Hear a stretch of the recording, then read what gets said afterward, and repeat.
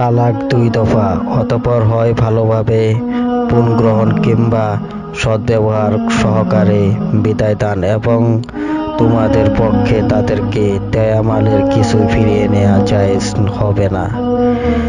কিন্তু যদি তারা উভয়ে আশঙ্কা করে যে তারা আল্লাহর নির্ধারিত সীমারেখা রক্ষা করে চলতে পারবে না, তাহলে অন্য ব্যবস্থা।